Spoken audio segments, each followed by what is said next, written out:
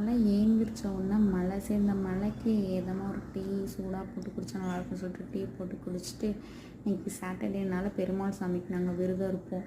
அதனால் சரி குளிச்சுட்டு ரெஃப்ரெஷ் ஆகிட்டு வந்து சமைக்கலாம் அப்படின்னு சொல்லிட்டு இன்றைக்கி விரத சாப்பாடு சமைக்க ரெடி பண்ணலான்ட்டு காய்கறிலாம் எடுத்து வச்சு இன்றைக்கி சாம்பார், சாப்பாடு, ரசம், பொரியல் தான் 3 தான் செய்ய போகிறேன்.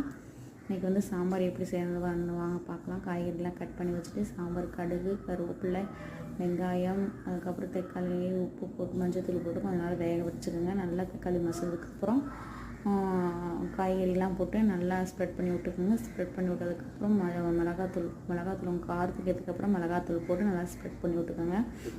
ஸ்ப்ரெட் பண்ணதுக்கப்புறம் பருப்பு கழுவி வச்ச தண்ணி எடுத்து ஊற்றி கொஞ்ச நேரம் வேக விடுங்க. வேக விட்டதுக்கப்புறம் வேக விடுறதுக்காக சாம்பார் இறக்கி வச்சலாம். அது முட்டைக்கோஸ் பொரியல் செய்யலான்னு சொல்லிட்டு முட்டைக்கோஸ்லாம் இந்த மாதிரி திருவி வச்சுக்கிட்டேன். கட் பண்ணி மெலிசாக கட் பண்ணால் நல்லா டேஸ்ட்டாக இருக்கும். கட் பண்ணி வச்சு அதுக்கப்புறம் கடாயில் எண்ணெய், கடுகு, கருவேப்பிலை, பச்சை மிளகா போட்டு நல்லா ஸ்ப்ரெட் பண்ணதுக்கப்புறம் உப்பு, மஞ்சள்தூள் போட்டு நல்லா ஸ்ப்ரெட் பண்ணிக்கலாம். ஸ்ப்ரெட் பண்ணதுக்கப்புறம் நம்ம கழுவி வச்ச முட்டைக்கோஸ் எடுத்து போட்டு நல்லா ஸ்ப்ரெட் பண்ணிவிட்டு தேங்காய் திருவி வச்சுருக்கோம் அதையும் போட்டு நல்லா போட்டு இறக்கி வச்சிடலாம். அடுத்து விருதுக்கு சாப்பாடு செஞ்சு பரிமாறி நல்லா திருப்தியாக இன்றைக்கி சாப்பிட்டோம்.